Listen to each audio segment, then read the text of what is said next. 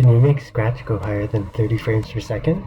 The short answer is no, but you can run code more often than 30 frames per second without turbo mode. Hello and welcome to Game Titan.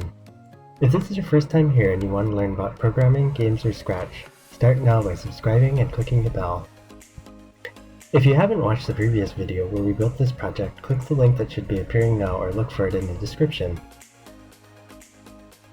As soon as we add certain kinds of blocks to our main loop, Scratch will drop down to 30 frames per second. This means that if there was other code we wanted to run more frequently than that, we can't anymore. Certain blocks cause Scratch to wait until the next screen refresh like this one, other ones don't.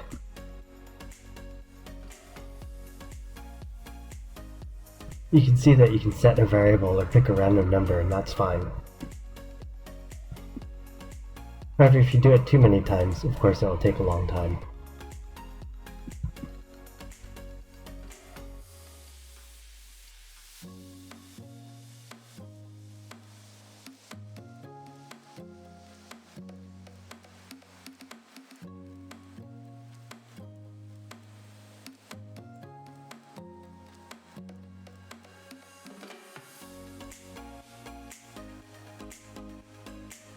But what you can do is take advantage of the fact that Scratch is 30 frames per second and split your code into slow code that runs 30 times a second and fast code that runs much more frequently. You can keep using tick for the fast code. For the slow code event, you can call it draw.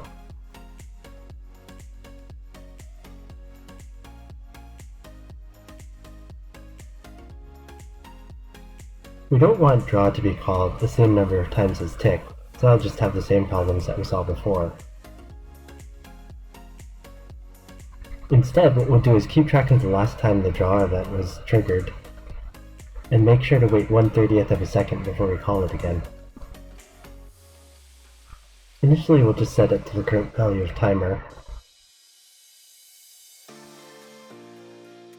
and then every time 1/30th of a second has passed, we'll add another 1/30th of a second to next render time.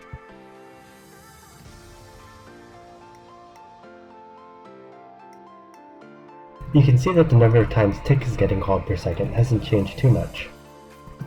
We're seeing about 121,000 times now, and without this new code, it's about 126,000 to 130,000.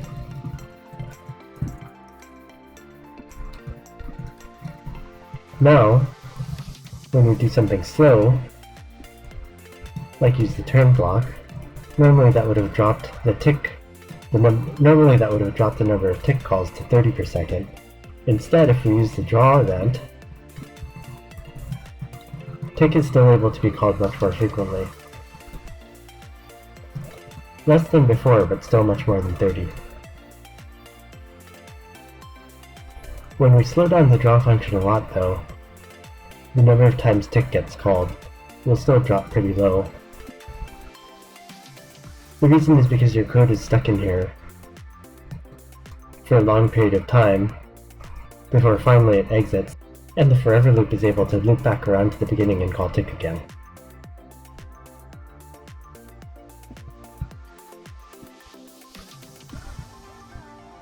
Same thing will happen if you put this really slow code in tick. So this number ends up being a pretty good indicator of how slow or fast your code is.